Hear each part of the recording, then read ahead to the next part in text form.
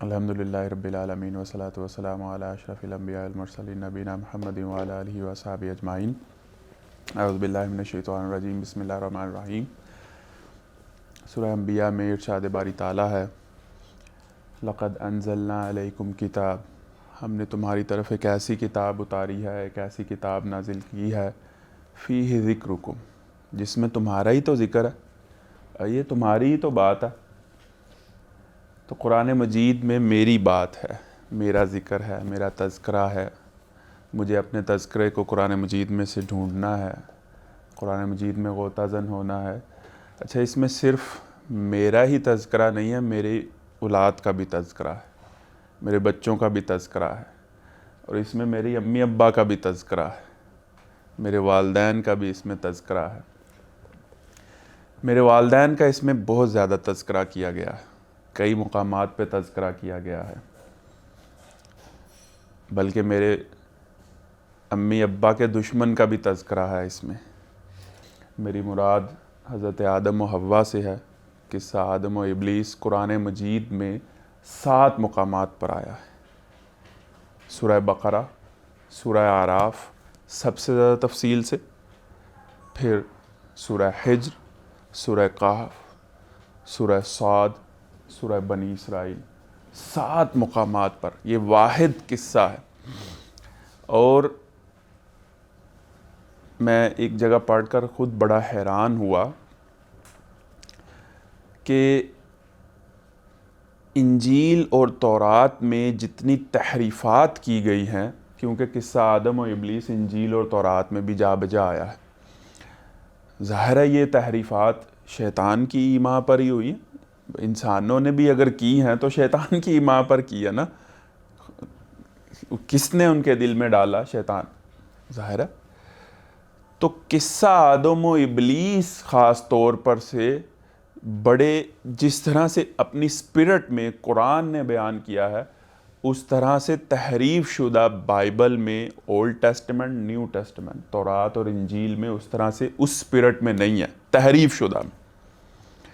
اس لیے اللہ تبارک و تعالیٰ نے اہتمام کیا کہ قصہ آدم و ابلیس میں ہمارے لیے کیا اسباق ہیں، 7 مقامات پر۔ اب دیکھیے، قرآن مجید میں احکام ہیں، قرآن مجید میں عقائد ہیں، قرآن مجید میں قصص ہیں، قرآن مجید میں بڑا اہم واقعہ ہے جس کے اوپر پوری سورت ہے، حضرت یوسف علیہ السلام کا واقعہ، لیکن ایک مقام پر ہے۔ اسی طرح اصحاب کہف کا واقعہ ایک مقام پر ہے۔ رسول اللہ صلی اللہ علیہ وسلم کے واقعات، کیونکہ قرآن مجید تو نازل ہی ہوا ہے حضور اقدس علیہ الصلوۃ والسلام کی تحریک کی موافقت میں۔ قرآن مجید کی ترتیب کتابی نہیں ہے، قرآن مجید کی ترتیب خطابی ہے، ہدایاتی ہے۔ یعنی یوں نہیں ہے کہ قرآن مجید، یعنی اگر میں مثال دے کر آپ کو سمجھاؤں کہ کوئی شخص کچھ کر رہا ہے، یہاں پر 2 بچے کچھ کر رہے ہیں اور ان کا ٹیچر ان کو دیکھ رہا ہے، تو وہ ان کو کہہ رہا ہے کہ اچھا تم ایسے کرو، بیٹا تم سے پہلے بھی اس بچے نے ایسے کیا تھا، اس کے ساتھ ایسے ہو گیا، تم اس سے پرے ہٹ جاؤ۔ یعنی قرآن مجید کی ترتیب ایسے ہے کہ جیسے کوئی آپ کو دیکھ کر ہدایات دے رہا ہے۔ تو قرآن مجید کی ترتیب ہدایاتی خطاب ہے، یعنی سپیچ بھی نہیں ہے، ہدایاتی خطاب ہے۔ قرآن مجید کی ترتیب کیا ہے؟ فہم قرآن کے لیے اس کو سمجھنا بڑا ضروری۔ قرآن تو حضور اقدس علیہ الصلوۃ والسلام کی تحریک کی موافقت میں اسی طرح سے درجہ بدرجہ ضرورتاً نازل ہوا ہے۔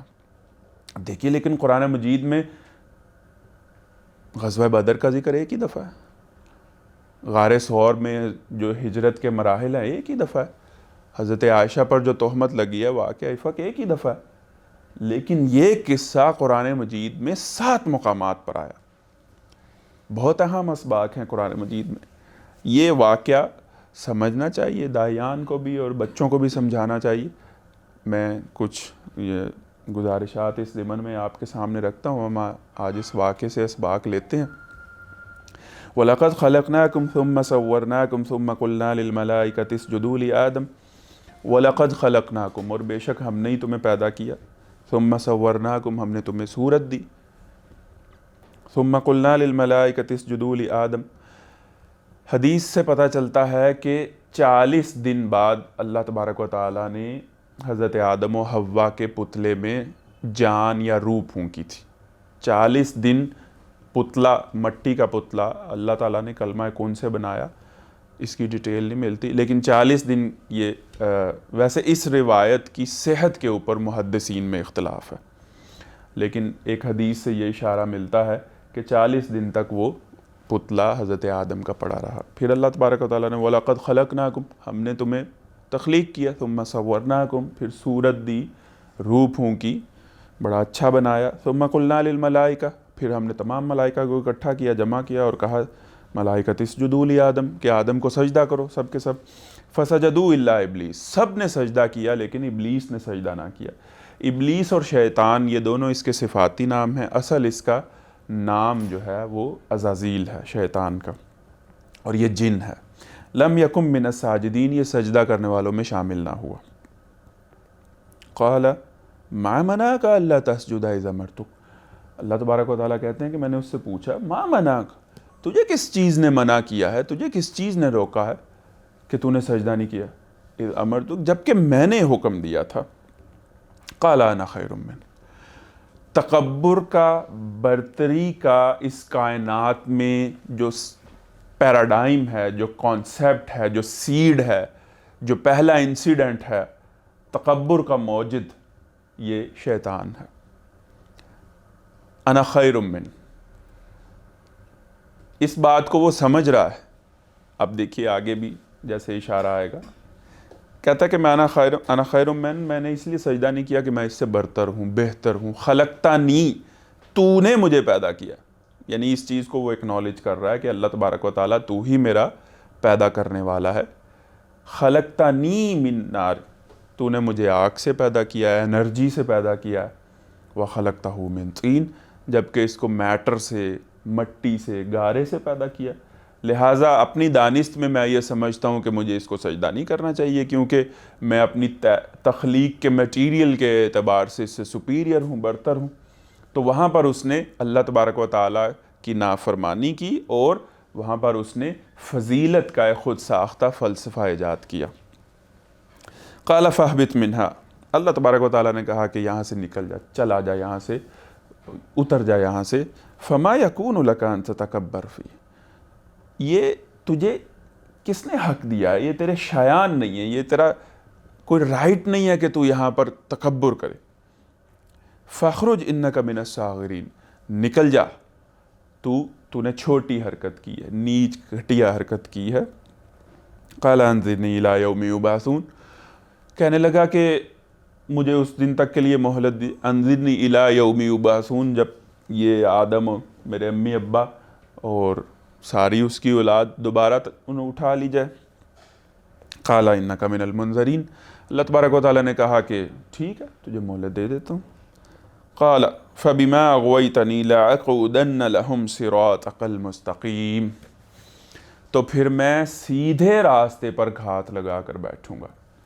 اچھا، شیطان کے پالیسی سٹیٹمنٹ، شیطان کی اسٹریٹجک پلاننگ کو سمجھنے کے لیے یہاں پر ہمیں ان آیات پر تھوڑا سا غور کرنا ہوگا۔ اس نے یہ نہیں کہا کہ میں گمراہی کی پگڈنڈیوں پر کھڑا ہوا ہوں گا۔ وہ جو اقبال کا بڑا مشہور شعر ہے نا، کہ کہتا تھا ابلیس خداوند جہاں سے، پر کالہ آتش ہوئی آدم کی کف خاک۔ جمہور کے ابلیس ہیں ارباب سیاست، ضرورت نہیں رہی اب میری تہ افلاک۔ ریٹائرمنٹ مانگ رہا ہے نا، کہ اب تو اتنے انسانوں میں ابلیس ہو گئے ہیں کہ مجھے اب ریٹائر کر دے، اب میں تھوڑا سا ریسٹ کرنا چاہتا ہوں، کیونکہ انسانوں میں ابلیس اتنے زیادہ ہو گئے ہیں کہ اب میرا کام آٹو پر لگ گیا، آٹومیشن ہو گئی ہے میرے کام کی، ابلیسیت کی۔ تو ڈیول جو ہے وہ ہی وانٹ ٹو گو آن لیو، وہ اب چھٹی چاہتا ہے۔ تو اس نے کہا کہ میں سیدھے راستے پر کھڑا ہوں گا، سیدھے راستے پر۔ گمراہی کی پگڈنڈیوں کے اوپر تو یہ انسان اور یہ بہت سارے جو ہے وہ میرے چیلے چانٹے ہی موجود ہوں گے، اصل شیطان کے ساتھ دنگل ان لوگوں کا ہے جو صراط مستقیم پہ، اللہ کے دین کو سمجھنے والے لوگ، اللہ کے دین کے لیے کام کرنے والے لوگ، اللہ کے کلمے کی سربلندی کرنے کا عزم رکھنے والے لوگ، اپنی معاشرت کو، اپنے گھروں کے کلچر کو پاکیزہ اور بلند کردار سے متصف کرنے کے خواہش مند لوگ، اپنی کمائی کو حلال اور پاک کرنے والے لوگ، ان کا دنگل ہے، ان کا مقابلہ ہے. یہ پنجہ ہے جو جیسے کہتے ہیں دو پہلوان رنگ میں ایک دوسرے کے پنجے میں پنجے ڈال کے. تو میرا اور آپ کا انشاءاللہ اللہ تبارک و تعالی مجھے اور آپ کو صالحین میں شامل فرمائے. جتنا جو شعوری طور پر، وہ جو اللہ کے نبی صلی اللہ علیہ وسلم نے کہا تھا نا کہ انما الاعمال بالنیات، عملوں کا دار و مدار نیتوں پر ہے. یہ بھی ایک نیت ہوتی ہے کہ یا اللہ میں نے تیرے پورے دین پر چلنا. یہ بھی ایک نیت ہوتی ہے یا اللہ میں نے تیرے دین کی کام کر، مجھ سے کام لے، میں خدمت کے لیے اپنے آپ کو سپیئر کرتا ہوں، میں آگے آنا چاہتا ہوں. یا اللہ مجھے ہاتھ سے پکڑ لے، میری عبادتوں میں خشوع دے دے، میرے معاملات کو پاک کر دے. یہ بنیادی طور پر نیتیں ہی ہیں نا.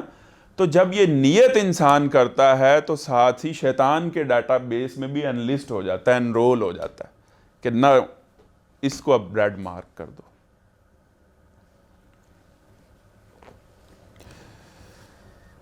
ثم لآتینہم من بین ایدیہم ومن خلفہم وعن ایمانہم وعن شمائلہم. میں دائیں سے بھی آؤں گا، بائیں سے بھی آؤں گا. اچھا یہ نہیں ہے کہ شیطان وہاں سے بڑبڑاتا ہوا نکل گیا. اللہ تعالیٰ نے اس کو کہا کہ فاخرج انک من الصاغرین، نکل جا یہاں سے، تو نے چھوٹی حرکت کیا اور وہ بڑبڑاتا ہوا وہاں سے نکل گیا. اور پھر سب کچھ اس نے جو ہے نا وہ انڈر گراؤنڈ موومنٹ نہیں ہے شیطان کی.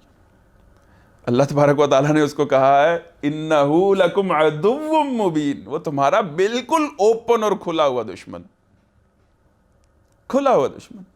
7 مقامات پر قرآن مجید میں اللہ تبارک و تعالیٰ نے بتایا کہ وہ کیا کہہ کر گیا تھا. دائیں سے بھی آؤں گا، بائیں سے بھی آؤں گا، سامنے سے بھی آؤں گا، پیچھے سے بھی آؤں گا. یعنی ہر ڈائمنشن میں ان کی شاعری پر حملہ کروں گا، علوم پر حملہ کروں گا، معیشت پر سود کی آمیزش، لعنتی ٹیکسوں کی آمیزش. ان کے حکمران ان کی کھال نچوڑیں گے. ایسی مہنگائی کر کے دکھاؤں گا کہ بل بلا اٹھیں گے، نانی یاد آ جائے گی. تنہائیوں پہ حملہ، مجلسوں پہ حملہ، شادی کی تقریبات پہ حملہ، بڑھاپے میں حملہ، جوانی میں حملہ، بچیوں پہ حملہ، مردوں پہ حملہ، جاہلوں پہ حملہ، عالموں پہ حملہ. ہر ایک کے پاس آؤں گا کہ پارلیمنٹ کو نہیں چھوڑوں گا، سینٹ کو نہیں چھوڑوں گا، عقیدے کو نہیں چھوڑوں گا، تھاٹس پروسیس ڈسٹرب کر دوں گا. لیکن یہ یاد رکھیے، یہ مضمون بھی قرآن مجید میں بار بار آیا ہے، جا بجا آیا ہے کہ تم صرف بدی کی راہ دکھا سکو گے. تم یہ نہیں ہے کہ زبردستی یہاں سے دونوں کانوں سے پکڑ کے کرو، نامحرم کی طرف دیکھو، رشوت کھاؤ، والدین کے آگے بولو، نہیں جانا نماز پڑھنے. ایسی کوئی بات نہیں. بدی کو مزین کرے گا، خوشنما بنائے گا، حق کی طرف سے دل اچاٹ کرے گا، کنفیوز کرے گا، خود بھی مایوس ہے اور اللہ کی رحمت سے مایوس کرے گا. خاص طور پہ دینداروں کو مایوس کرے گا، اپنے دینی مستقبل کے حوالے سے، تحریکی مستقبل کے حوالے سے کنفیوز اور ڈس اپوائنٹڈ. تو میں سامنے سے بھی آؤں گا، آگے سے بھی آؤں گا، پیچھے سے بھی آؤں گا، دائیں بائیں ہر ڈائمنشن سے آئیں گا. وَلَا تَجِدُ أَكْثَرَهُمْ شَاكِرِينَ، اور تو ان میں سے اکثروں کو شکر گزار نہیں پائے گا. اچھا عام طور پر شاکرین کا ترجمہ بالکل وہ بالکل ٹھیک ترجمہ ہے، لیکن یہاں پر میں ایک اور اینگل سے بات کرنا چاہوں گا. شکر کی ایک تعریف عربی زبان میں اور ایک ڈیفینیشن اور ایک مفہوم یہ بھی ہے کہ جو چیز جس استعمال کے لیے اس کو اس استعمال اور یوزیج میں لایا جائے. اس کو بھی عربی زبان میں گہری بات ہے، شکر کہتے ہیں. میں اس کو تھوڑا سا اردو میں سمجھانے کی کوشش کرتا ہوں. ایک بچہ اپنے والد صاحب سے کہے کہ ابا اگر مجھے آپ نے یہ کتاب نہ لے کر دی تو میں امتحان میں ناکام اور فیل ہو جاؤں گا. اب ابا اس کے دیہڑی دار مزدور ہیں، وہ ڈبل شفٹ لگا کے پلے داری کر کر اس کو وہ کتاب لے کر دیتے ہیں. لیکن وہ کتاب وہ کہتا ہے ابا جی آپ کا شکریہ، آپ جیسا کوئی باپ ہی نہیں ہے، کیا کمال کر دیا، میں سلوٹ پیش کرتا ہوں آپ کو. اور کتاب کھول کر نہیں دیکھتا اور امتحان میں ناکام ہو جاتا ہے. تو اس نے وہ جو تھینک یو کہا تھا وہ کیا تھا؟ وہ اصل تھینک یو نہیں تھا. اب وہ تھینک یو نہ بھی کہتا، لیکن راتوں کو ابا نے جیسے جاگ کر کتاب لے کر دی ہے، وہ بھی راتوں کو جاگ کر امتحان میں A+ لیتا، تو یہ تھی شکر گزاری۔ وَلَا تَجِدُوا أَكْثَرَهُمْ شَاكِرِينَ، یہ اپنے آپ کو مومن بھی سمجھیں گے، بخشے بخشائے بھی سمجھیں گے، امتی بھی سمجھیں گے، سب کچھ کریں گے، لیکن تو نے ان کو جو جان، جوانی، صلاحیت، سرمائے، تعلقات اور جو اتنا کچھ دیا ہے، تو ان سے دین کی اور کلمے کی جو سربلندی چاہتا ہے، یعنی اللہ نے اپنے نبی کو کس لیے بھیجا؟ وَالَّذِي أَرْسَلَ رَسُولَهُ بِالْهُدَى وَدِينِ الْحَقِّ لِيُظْهِرَهُ عَلَى الدِّينِ كُلِّهِ، نبی اس لیے ہم نے بھیجا۔ 3 دفعہ یہ آیت آئی، سورہ صاد، سورہ صف، سورہ توبہ، سورہ فتح، 3 دفعہ۔ اگر 1 دفعہ آ جاتی تو کیا میرے اور آپ کے لیے حجت قطعی نہیں تھی؟ 3 دفعہ اللہ نے بھیجا، میں نے نبی اس لیے بھیجا ہے، تو امتی تو کیا کر رہا ہے؟ امتی تو کیا کر رہا ہے؟ تیرے وجود سے میرے کلمے کی سربلندی ہو رہی ہے یا نہیں ہو رہی؟ حق کا پلڑا کتنا بھاری ہو رہا ہے؟ تو وَلَا تَجِدُوا أَكْثَرَهُمْ شَاكِرِينَ۔ اچھا، اس نے یہ نہیں کہا کہ آدم کی اولاد میں وَلَا تَجِدُوا أَكْثَرَهُمْ مُسْلِمِينَ، میں ان کو اکثریت کو کلمے نہیں پڑھنے دوں گا، یہ نہیں اس نے کہا نا۔ وَلَا تَجِدُوا أَكْثَرَهُمْ مُسْلِمِينَ، میں یہ تیرے پر ثابت کر کے رکھاؤں گا کہ چند ایک ہی مسلمان جو کلمہ گو بھی ہوں گے وہ بھی نکھٹو اور تیرے کام کے نہیں ہوں گے۔ وَلَا تَجِدُوا أَكْثَرَهُمْ شَاكِرِينَ، جس کام کے لیے تو نے ان کو بنایا ہے، پیدا کیا ہے، ایک امت بنایا ہے، تو نے جو ان کو ایجنڈا دیا ہے اس سے پھرے ہوئے ہوں گے۔ قَالَ اخْرُجْ مِنْهَا مَذْءُومًا مَدْحُورًا، اللہ نے کہا کہ یہاں سے نکل جا۔ لَمَن تَبِعَكَ مِنْهُمْ لَأَمْلَأَنَّ جَهَنَّمَ مِنْكُمْ أَجْمَعِينَ۔ اب میں تھوڑا سا تیز چلتا ہوں، ویسے تو ایک ایک آیت کے اوپر بڑا غور کرنے کے بڑے موتی ہیں ان میں۔ اللہ تبارک و تعالیٰ نے بھی کہا کہ ٹھیک ہے، کوئی مسلم کافر کی تفریق نہیں ہے۔ اب دیکھ لیجیے، سیدھی اللہ تبارک و تعالیٰ نے بھی پالیسی جاری کر دی، لَمَن تَبِعَكَ مِنْهُمْ، اس کی اولاد میں سے جس نے بھی تیری پیروی کی، کیا صرف کافر ہی شیطان کے پیروکار ہیں؟ میرا آپ سے یہ سوال ہے۔ مسلمانوں میں جتنے منکرات اور گناہ ہیں، تفرقہ ہے، اللہ کے دین سے انحراف ہے، اللہ کے حدود کی پامالی ہے، یہ کیا شیطانی چلن نہیں ہے؟ یہ کس نے ان کو بتایا اور سکھایا؟ اللہ نے کہا لَمَن تَبِعَكَ، جس نے بھی جنرلی تیری پیروی کی، تیری راہوں پر چلا، لَأَمْلَأَنَّ جَهَنَّمَ مِنْكُمْ أَجْمَعِينَ، میں ان سب لوگوں کو جہنم میں ڈال دوں گا اور جہنم کو بھر دوں گا۔ وَيَا آدَمُ اسْكُنْ أَنْتَ وَزَوْجُكَ الْجَنَّةَ، سن لے آدم، تو اور تیری بیوی رہو اس جنت میں، فَكُلَا مِنْ حَيْثُ شِئْتُمَا، اور کھاؤ پیو جہاں سے تمہارا جی چاہتا ہے، وَلَا تَقْرَبَا هَٰذِهِ الشَّجَرَةَ، ہاں اس ایک درخت کے قریب نہیں جانا، اس ایک کام کے، اس ایک ڈیڈ کے، اس ایکشن کے قریب نہیں جانا تم نے۔ وہ شجر کیا تھا؟ اس کی بہت ساری تشریحات ہیں۔ فَتَكُونَ مِنَ الظَّالِمِينَ، اگر تم نے ایسا کیا تو ظالم ہوگے تم۔ فَوَسْوَسَ لَهُمَا الشَّيْطَانُ، اب پیک شروع ہو رہا ہے سٹوری کا۔ فَوَسْوَسَ لَهُمَا الشَّيْطَانُ لِيُبْدِيَ لَهُمَا مَا وُرِيَ عَنْهُمَا مِنْ سَوْآتِهِمَا، شیطان نے وسوسہ اندازی شروع کر دی۔ کام شروع وسوسہ اندازی سے ہوتا۔ میرے امی ابا کو ٹارگٹ اس کا یہ تھا کہ ننگے کرنا ہے، یعنی سب سے زیادہ تذلیل۔ اللہ نے عزت افزائی دی، وَلَقَدْ كَرَّمْنَا بَنِي آدَمَ خَلَقْتَهُ بِيَدَيَّ، آدم ہم نے تجھے اور تیری اولاد کو عزت دی ہے، تو اشرف المخلوقات ہے، تجھے اپنے ہاتھوں سے بنایا۔ سَخَّرَ لَكُم مَّا فِي الْأَرْضِ، جو کچھ ہے زمین و آسمان میں ہم نے تمہاری خدمت میں لگا دیا، مسخر کیا، اور ہم یہ چاہتے ہیں کہ تم بتاؤ کہ نائب کیا ہوتا ہے، خلیفہ کیا ہوتا ہے، اشرف المخلوقات کیا ہوتا ہے، ہماری منشا کیا تھی، تم دنیا کو بتاؤ۔ وَرَبَّكَ فَكَبِّرْ، رب کو بڑا کر کے دکھاؤ۔ اس نے وسوسہ اندازی شروع کر دی، اور ٹارگٹ قرآن مجید نے واضح بتایا وسوسہ اندازی کیوں شروع کی۔ فَوَسْوَسَ لَهُمَا الشَّيْطَانُ لِيُبْدِيَ لَهُمَا، ٹارگٹڈ وسوسہ اندازی تھی تاکہ لِيُبْدِيَ لَهُمَا مِنْ سَوْآتِهِمَا، تاکہ ان کے کورڈ پارٹس کو ایکسپوز کر دے، تاکہ ان کی شرمگاہوں کو ایکسپوز کر دے۔ پہلا وار انسان کی شرمگاہ اور حیا پر کیا گیا، ٹارگٹڈ وار تھا، اس نے وسوسہ اندازی شروع کی. وَقَالَ مَا نَهَاكُمَا رَبُّكُمَا عَنْ هَٰذِهِ الشَّجَرَةِ، یعنی جس طرح وسپرنگ ہوتی ہے اور بڑا کانفیڈنس بلڈنگ ہوتی ہے.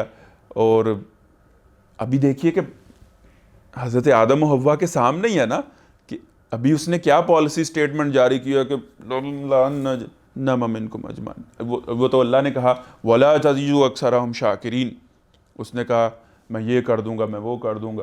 لَأَقْعُدَنَّ لَهُمْ صِرَاطَكَ الْمُسْتَقِيمَ، سیدھے راستے پر گھات لگا کر بیٹھوں گا. سب کچھ سامنے ہوا. اچھا کہنے لگا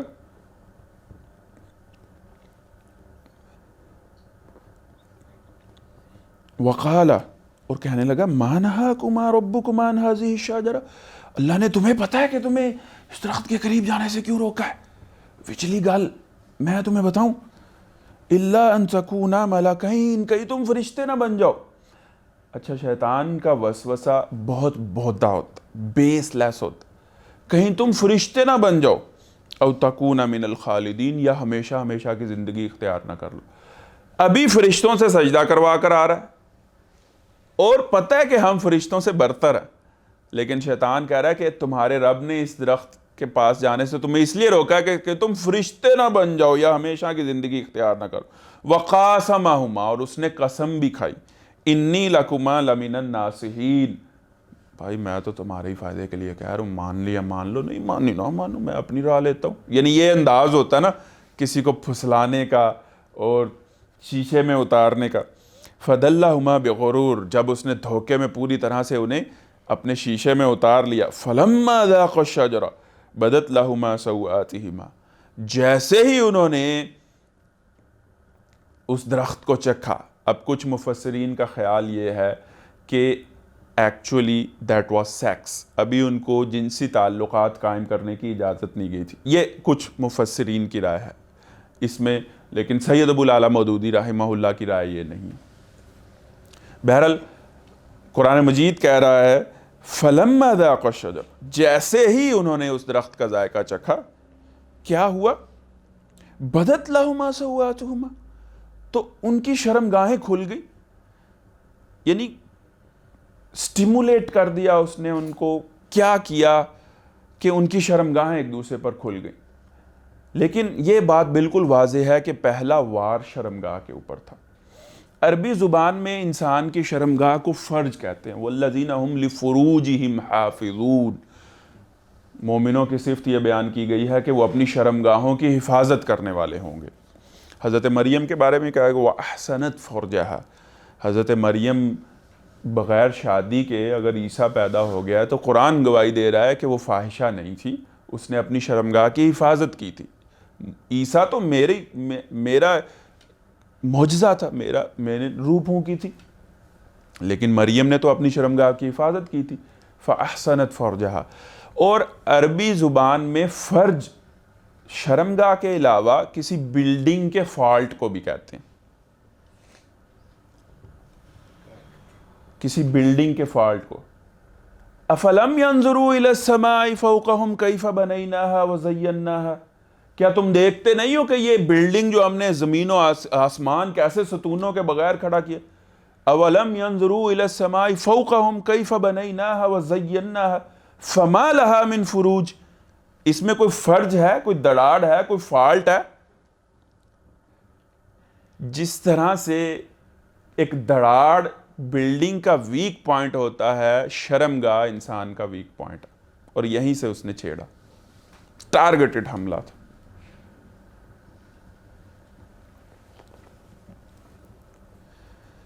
جیسے ہی انہوں نے چکھا ذائقہ تو ان کی شرمگاہیں کھل گئی. وَطَفِقَا يَخْصِفَانِ عَلَيْهِمَا مِن وَرَقِ الْجَنَّةِ. اچھا جنسی معاملات میں انسان کوئی لائن نہیں کھینچ سکتا کہ میں اس سے آگے نہیں بڑھوں گا، کسی بھی عمر کے حصے میں، عمر کے کسی بھی حصے میں. اچھا وہ سمجھ رہا ہوتا ہے کہ یہاں تک تو ٹھیک ہے، اب تو میری اتنی عمر ہو گئی ہے، یا نوجوان یہ سمجھ رہے ہوتے ہیں کہ میں بڑا ہو گیا ہوں، اس میں ایسی کون سی بات ہے. یعنی وہ کانفیڈنس کے نام پر تمام حیا کی حدیں کراس کر رہا ہوتا ہے، لیکن ایک جو اپنی خود ساختہ اس نے کوئی حد رکھی ہوتی ہے. یعنی ہاتھ پر ہاتھ بھی مارا جا رہا ہے، ڈیٹنگ بھی ہو رہی ہے، نظر بھی سینکی جا رہی ہے، لیکن وہ شاید یہ سمجھتا ہے کہ ہاں میں اس حد تک نہیں جاؤں گا، لیکن بریک فیل ہو جاتی ہے، سیکوینس آف ایونٹس اس قدر تیز ہو جاتا ہے جنسی معاملات میں، بے حیائی کے معاملات میں، کہ بریک فیل ہو جاتی ہے اور انسان بدحواس ہو جاتا ہے۔ وَاتَّفِقَا يَخْصِفَانِ عَلَيْهِمَا مِنْ وَرِقِ الْجَنَّةِ، تو پھر وہ بدحواس ہو کر جنت کے پتوں سے اپنی شرمگاہیں ڈھانکنے لگے۔ یہ میرے امی ابا کی بات ہو رہی، چوک میں اس نے ننگا کیا۔ فَوَسْوَسَ لَهُمَا الشَّيْطَانُ لِيُبْدِيَ عَنْهُمَا مِنْ سَوْآتِهِمَا، وسوسہ اندازی شروع کی، اور وہ چاہتا یہ تھا، اس کا ایجنڈا یہ تھا کہ ننگے کرنا، ایکسپوز کرنا، کر دیا۔ تو جیسے ہی احساس ہوا جنسی معاملات میں انسان کے اوپر پھر جو بدحواسی طاری ہوتی ہے، اور جو انسان جنسی گناہوں اور بے حیائی میں مبتلا ہونے کے بعد انسان اپنے ارادے میں جو ضعف محسوس کرتا ہے، وہ شاید کسی اور گناہ کے بعد نہیں۔ یعنی اگر آپ اس کو یوں سمجھیے کہ اس وقت مغربی تہذیب نے انسانیت کو روح کے ڈائریا میں مبتلا کر دی۔ ڈائریا کیا کرتا ہے؟ جسم کا پانی خشک کر دیتا ہے نا۔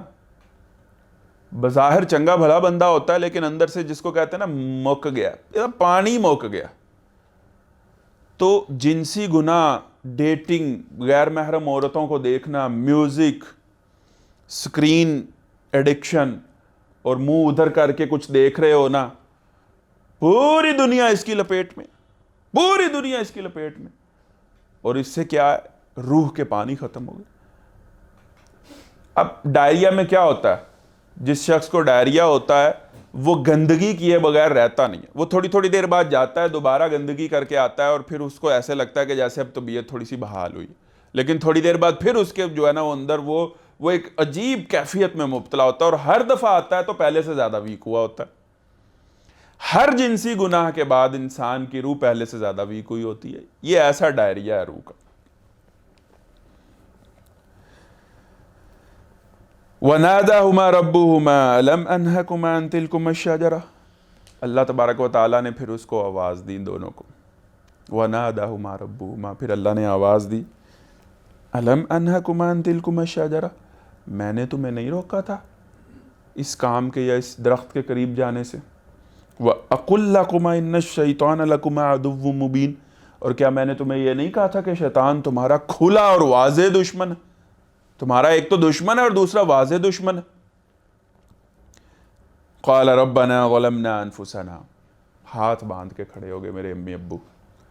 یہی انسانیت ہے اور وہ شیطنت ہے۔ شیطان سے غلطی ہوئی، کیا کہا اس نے؟ دلیلیں بھگاری۔ اور یہی شیطان یہ بھی چاہتا ہے کہ اللہ کے حکم کے آگے اپنے فلسفے بھگارے جائیں، جسٹیفیکیشنز تلاش کی جائیں۔ اور یہ ہمارے ملحد دانشور آج قوم کو اسی مائنڈ سیٹ کے لیے تیار کر رہے ہیں، یہ کیا جی، وہ کیا جی، یہ کیوں جی، وہ کیوں جی، مولوی کی شریعت۔ اب مولوی کی آڑ میں گالی اصل میں وہ کس کو دے رہے ہوتے ہیں؟ لیکن میرے امی ابا فوراً ہاتھ باندھ کر کھڑے ہو گئے، یا اللہ ہم اپنی جانوں پر ظلم کر بیٹھے ہیں، وَإِن لَّمْ تَغْفِرْ لَنَا وَتَرْحَمْنَا لَنَكُونَنَّ مِنَ الْخَاسِرِينَ، اگر اللہ آپ نے ہم پر رحم نہ کیا اور ہمیں معاف نہ کیا تو ہم خسارے والوں میں سے ہو جائیں گے۔ قَالَ اهْبِطُوا بَعْضُكُمْ لِبَعْضٍ عَدُوٌّ، اتر جاؤ اب تم سب یہاں سے، شیطان بھی، آدم، تو اور تیری بیوی حوا بھی یہاں سے اتر جاؤ، اور تم میں اب دشمنی ہے۔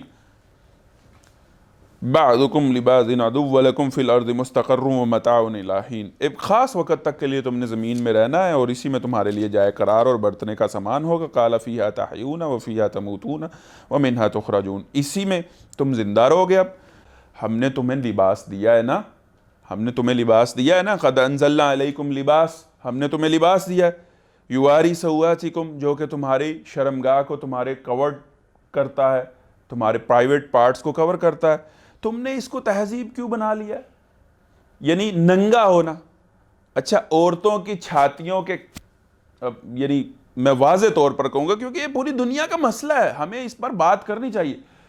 عورت کے سینوں کے کٹ دیکھنے کی عادت اگر پڑ جائے، اور کسی عمر میں بھی پڑ جائے، جاتی نہیں ہے، اور پوری دنیا میں یہ چلن عام ہے۔ یعنی ننگ دھڑنگ تہذیب ہے، ننگ دھڑنگ تہذیب ہے۔ یا بنی آدم قد انزلنا علیکم لباسا یواری سوآتکم وریشا ولباس التقوی ذلک خیر۔ لیکن آدم کے بیٹے سب سے بڑھیا لباس، سب سے اچھا لباس تقوی کی اوڑھنی۔ اس کے اوپر جب تک تقوی کی چادر میں نے نہیں پہنی ہوئی تو میں مفتی بھی ہوں، ان کپڑوں کے اترتے دیر نہیں لگتی، ایسا سٹیمولیٹ ہوتا ہے انسان۔ بہت فتنوں کا دور ہے۔ لباس التقوی ذالک، دھوتی کے اوپر، ٹو پیس کے اوپر، لہنگے کے اوپر اگر کسی بچی نے، عورت نے، کسی نے بھی اگر تقوی کی اوڑھنی نہیں، اور تقوی اچھا دور حاضر میں تقوی کو بھی بڑی سمجھا جاتا ہے کہ جیسے تقوی کوئی تقوی کی بات ہو رہی ہے اور اللہ سے تقوی اور خدا خوفی، اور ہم تو پڑھے لکھے انسان ہیں، ہم تو لاجیکل بات کرتے ہیں، جی یہ کیا ہمیں ڈراؤ نہیں، ہمیں تو دلیل سے سمجھاؤ، خدا خوفی بس کیسے بچا جا سکتا ہے، کیسے ممکن ہے، کیسے نظروں کو نیچے رکھا جا سکتا ہے، ڈریس ڈسپلن کیسے لایا جا سکتا ہے، کو ایجوکیشن کو کیسے ختم کیا، باتیں ساری ٹھیک ہیں، فتنے بالکل چڑھ چڑھ کر بول رہے، لیکن جتنا بچا جا سکتا ہے اس ڈائریا سے یہ میرے اور آپ کے فائدے کے لیے۔ تقوی لباس التقوی ذالک خیر۔ خدا خوفی یہ کوئی کسی پینڈ کے بابے کے لیے بات نہیں ہو رہی، یہ اسلام آباد کے نوجوان اور اسلام آباد کے مرد و عورت کے لیے اور تمام انسانوں کے لیے، آدم کے تمام بچے بچیوں کے لیے بات ہو رہی کہ خدا خوفی جو ہے وہ کوئی یہ نہیں ہے کہ وہ جو حالی نے کہا تھا نا کہ رکا ہاتھ تو پارسا ہو گئے ہم، رکا ہاتھ تو پارسا ہو گئے، جب گناہ کی استطاعت ہی نہیں ہے تو پارسا ہو گئے، رکا ہاتھ تو پارسا ہو گئے ہم۔ اللہ تبارک و تعالی سب کو تقوی کی اوڑھنی اوڑھنے کی توفیق عطا فرمائے، اور تقوی کی اوڑھنی اوڑھانا اس وقت انسانیت کو یہ بڑا اہم، دیندار لوگوں کے لیے بھی، تحریکی لوگوں کے، کیونکہ میرا نوجوانوں سے انٹریکشن رہتا ہے، آنا جانا رہتا ہے، مختلف سیشنز کے بعد نوجوان میرا نمبر لیتے ہیں، اور نوجوان میرا نمبر جو لیتے ہیں، بچیاں بھی لیتی ہیں، وہ جو ایشوز ڈسکس میرے ساتھ کرتے ہیں میں نہیں یہاں پر بتا سکتا۔ نوجوان کہتے ہیں کہ میں ختم ہو چکا ہوں،